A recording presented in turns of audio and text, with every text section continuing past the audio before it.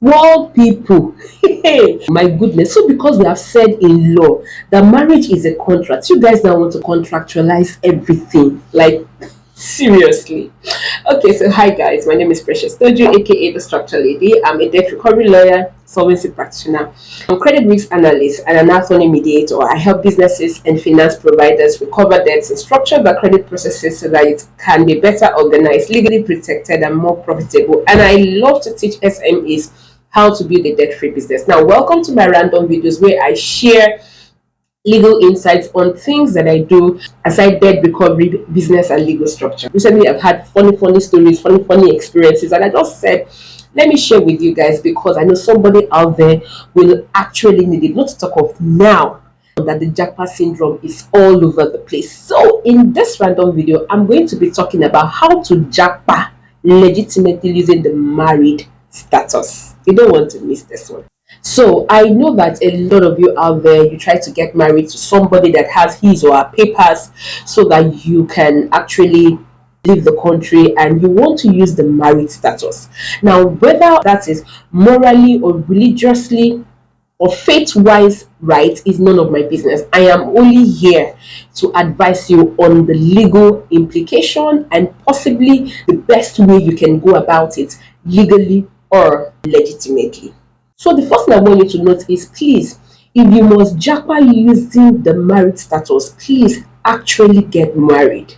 Both of you already know that you're doing a contract. You just want to get married to use the married status because the guy has papers and then you want to use that to go out of the country. It's fine if that's what you think is your best way to leave the country. But please, if you are getting married, do it legitimately, because the thing is, in Nigeria, it doesn't even cost you up to 100,000 naira to get married.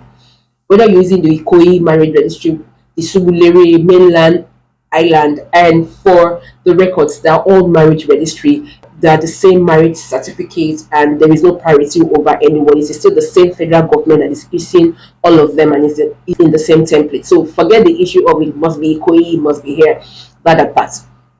Please, the essence you are living is because you want to show to the embassy that you are married. Please actually get married. It takes nothing.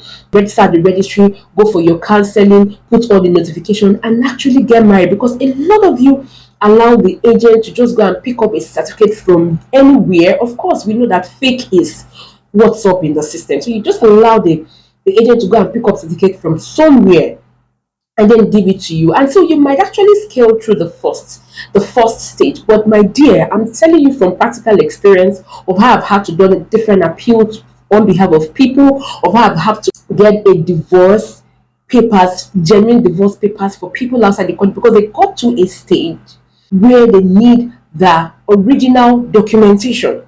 And you have forgotten that for countries like Canada, for the US, for the UK, if you want to get your PR, depending on the country that you're in, they are going to check everything from the beginning. If you now want to get your citizenship, they're going to check everything. And so if they've seen you as married before, now you are saying that you're no longer married, they want to actually see that you have genuine divorce papers.